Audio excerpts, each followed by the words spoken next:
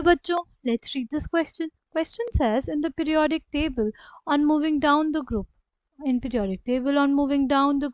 group 17, option A, ionic radius increases, option B, electronegativity increases, option C, ionization energy decreases, option D, reactivity increases, right? Key concept for this question is group 17, जिसको हम लोग बोलते हैं halogen family, right?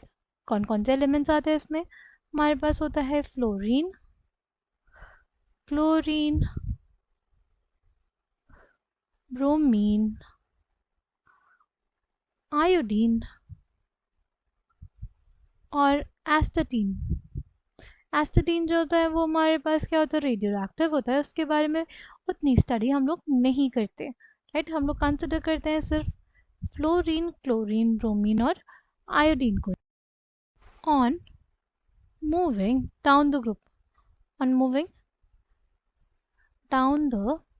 Group क्या होगा? हमारे पास shells का एडिशन होगा, राइट? Addition of shells. तो बेसिकली हमारे पास साइज इंक्रीज होगा, addition of shells takes place, right? Size increase होगा और हमारे पास जो रेडियस होगा वो भी क्या होगा, बढ़ेगा। रेडियस बढ़ता है on moving down the group because additional shells आती है हमारे पास, राइट? तो ऑप्शन ए हमारे पास करेक्ट हो जाएगा, ठीक? फिर बात करते हैं अगर इलेक्ट्रोनेगेटिविटी की, तो सबसे ज़्यादा इलेक्ट्रोनेगेटिव एलिमेंट कौन सा होता है हमारे पास? वो होता है फ्लोरीन, राइट? वो होता है फ्लोरीन। फ्लोरीन सबसे ज़्यादा इलेक्ट्रोनेगेटिव एलिमेंट होता है। इलेक्ट्रोनेगेटिविटी क्या होती है? Electronegativity is basically the tendency to pull shared pair of electrons towards itself. तो ये टेंडेंसी सबसे ज़्यादा किसके केस में होती है? फ्लोरीन के केस में होती है। ऐसा क्यों होता है?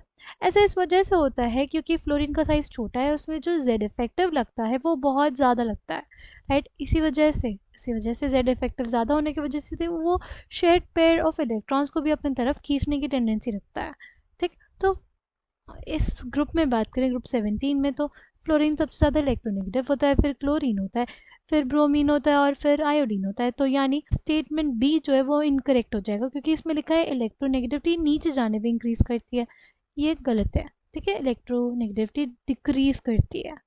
फिर हमारे पास आयनाइजेशन एनर्जी। आयनाइजेशन एनर्जी क्या होता है? Ionisation energy is the amount of energy required to remove a loosely bound electron from outermost shell of an isolated gaseous atom, right?